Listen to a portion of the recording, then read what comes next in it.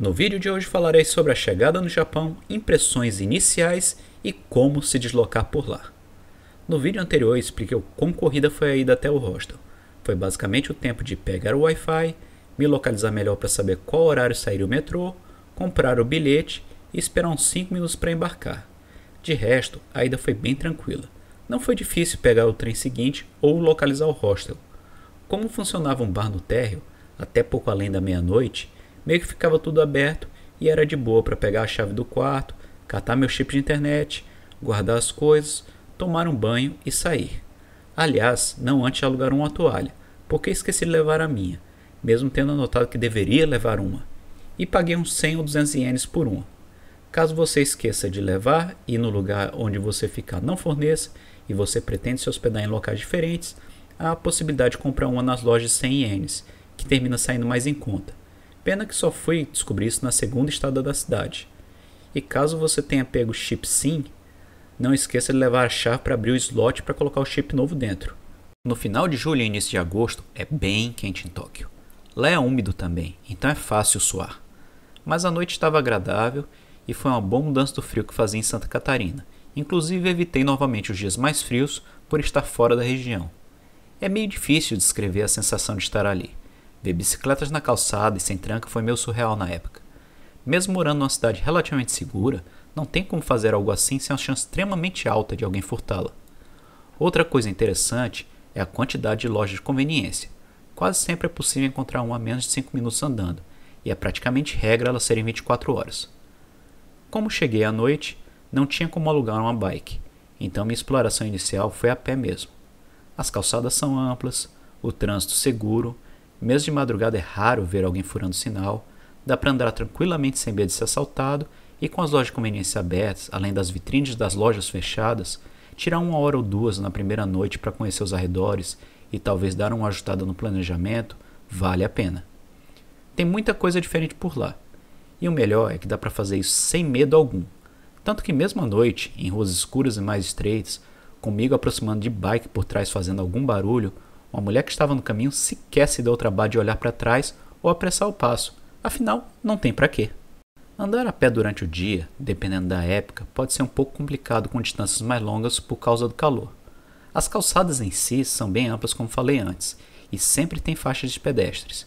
Inclusive, vale um aviso aqui, evite atravessar o sinal vermelho para você. Mesmo de madrugada, com ruas desertas, é normal o pessoal esperar para ficar verde para atravessar. Outra coisa é que fumar nas ruas de Tóquio é proibido, sob a possibilidade de uma multa de 2.000 ienes. Claro, tanto para uma coisa quanto para outra, nem todos obedecem, mas culturalmente o japonês médio não gosta de querer aparecer como causador de problemas. E uma coisa que levei 1 dia ou 2 para me acostumar foi com o trânsito lá ser pela esquerda, ao invés da direita. No dia seguinte após a chegada, aluguei a bike por 2 dias nesse lugar do mapa. É um complexo subterrâneo bem interessante. Aliás, tem bastante coisa no subsolo de Tóquio, já que o metro quadrado por lá é um dos mais caros do mundo. Lá você precisa apresentar o passaporte e paga 300 ienes por dia, 600 por 3 dias ou 1.200 por uma semana. Eles perguntarão o propósito, endereço de estadia e talvez queiram ligar para o lugar. Da primeira vez que aluguei foi tranquilo, mas na segunda quiseram ligar. Mas o atendente do hostel assegurou que eu estava mesmo por lá e que ainda havia onde estacionar a bike no local. E a maioria são idosos que não falam inglês, então é bom aprender um básico de japonês para tentar se fazer entender mais fácil. A bike em si é assim, sem marcha, com cestinha, bagageiro, meio pesada, com tranca de roda e estilo holandês. A falta de marcha pesa um pouco na hora de ganhar velocidade, mas não chega a ser tão problemático porque não tem tanto relevo assim por lá. O bagageiro foi ótimo para carregar minha mochila, já que a mesma é um modelo bacana que converte no panier, então podia pedalar sem nada nas costas, evitando cansar os ombros e abafar as costas. A cestinha serve para bolsas menores, embora tenha conseguido carregar minha mochila de trilha dentro dela e quando estava bem lotado com coisas mais volumosas, porém leves. Circular de bike por lá é bem tranquilo. Você pode ir pela calçada se mais devagar ou pela rua, sempre à esquerda se for um pouco mais rápido, ou caso a calçada no local não tiver espaço para ciclistas. Assim como a pé, é esperado que você obedeça o sinal. Furar um sinal vermelho, mesmo que não esteja com o carro no momento, não é bem visto e pode fazer você levar bronca de algum policial caso algum deles veja. O cuidado maior mesmo é mais por conta dos motoristas estacionando na via, especialmente taxista. Acho que o único aborrecimento que eu tive nos 18 dias por lá foi com um deles. Estacionar bike, como disse antes, é bem seguro. Eu trancava porque era bem simples de fazê-lo com a chave estando já na fechadura e a tranca sendo fixa na bike.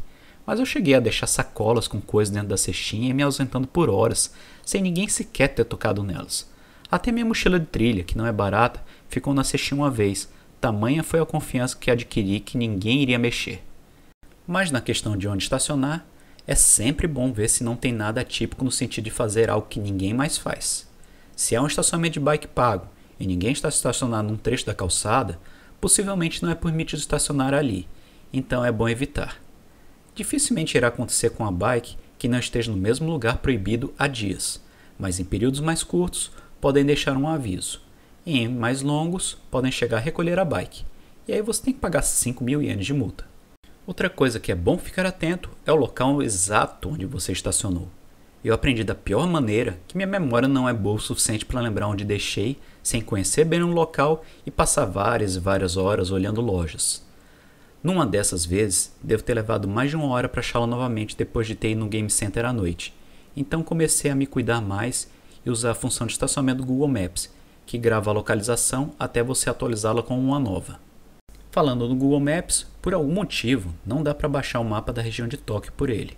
Então você ou precisa ter conexão com a internet para usá-lo, ou baixar alguma outra alternativa.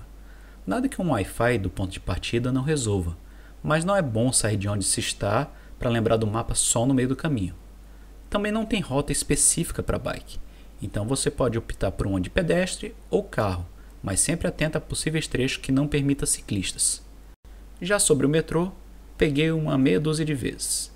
Na ida e volta do aeroporto, quando fui a Shinjuku pegar o ônibus para Nagoya e quando tentei visitar o prédio da SEGA. Numa das voltas, percebi que embora o metrô de Tóquio seja quase onipresente, dificilmente exigindo que se ande mais de 1 km para achar uma estação, ele não é tão simples quanto é uma estação, achar o ponto dele e pegar o próximo trem. Tem 2 aspectos que eu diferencio de pegar um em qualquer metrópole brasileira e nem estou falando de presença ou linguagem. Uma é que existem diversas companhias operando os metrôs e trens da cidade. Metrô mesmo são apenas 2, mas se adiciona trens, aí só para mais de 10. Inclusive uma das linhas para Narita está entre elas, o que exige a compra de outro bilhete quando se troca de trem para outra companhia na estação. Outra é que há diferentes linhas no mesmo trilho. Eu mesmo decidi um trem numa estação e precisaria embarcar em outro. Então fui procurar onde esse outro trem passava. E era exatamente onde acabara de desembarcar. Como perdi o que deveria ter pego nessa confusão, tentei embarcar no seguinte, e era um que não podia porque ali era o ponto final dele. O seguinte também não era o que eu precisava, e só o outro foi o que eu embarquei. Então é bom ir preparado. Cada companhia vende seus bilhetes promocionais. Algumas, como a Keisei, que faz a linha de Narita, oferece combos que dão acesso a trens da Toei. Outras, como a Japan Rail, oferece acesso a todos os trens da companhia numa dada região, inclusive para viajar para outras cidades. E mais um fato que pode espantar os brasileiros no metrô japonês é que eles são organizados mesmo sem cancelas e normalmente esperam o desembarque antes de entrar. Lá dentro também é visto como falta de educação falar ao telefone ou escutar música sem fone. Para falar ao telefone tem um local próprio para isso. E como falei no ônibus de Nagoya, para pegar o ônibus interestadual de lá é um pouco diferente daqui, e muitas das companhias mais baratas operam fora da parte principal do terminal, lembrando um buzzer mais arrumado, com paradas devidamente construídas, mas com o ônibus sendo menos confortável e com passagens para o mesmo lugar podendo variar muito de preço, conforme demanda e dia da semana. Como comentei no vídeo anterior, a ida para Nagoya me custou menos de R$100, mas a volta foi R$200 e havia ônibus bem mais caros. Esses R$200 já foi depois de procurar muito. Já os ônibus municipais, ao menos em Nagoya, achei um pouco mais complicado de conseguir pegar. Havia locais com umas 5 paradas diferentes, dependendo da linha que você iria querer pegar. Depois que se acostuma, deve ser tranquilo, mas são poucos ônibus no geral. Aqui no Brasil, seria muito estranho ter 5 paradas diferentes para passar uns 5 ônibus por hora. Terminei catando só um circular. daquele de fazer turismo e que poderia descer e subir à vontade ao longo do dia. Em Tóquio, não tive necessidade ou vontade, além do metrô ser mais eficiente. Preferi andar de bike mesmo. Andar de carro, seja alugado ou táxi, não tenho como falar muito, porque só entrei num quando peguei carona com brasileiros que moravam por lá e também foram ao WCS. Táxi e Uber eram muito caros para mim, e aluguel de carro era um gasto desnecessário. Apenas via que tinha estacionamentos, cuja diária passava de 1.000 ienes, só valeria a pena mesmo se fosse me deslocar muito com o carro com várias pessoas para rachar.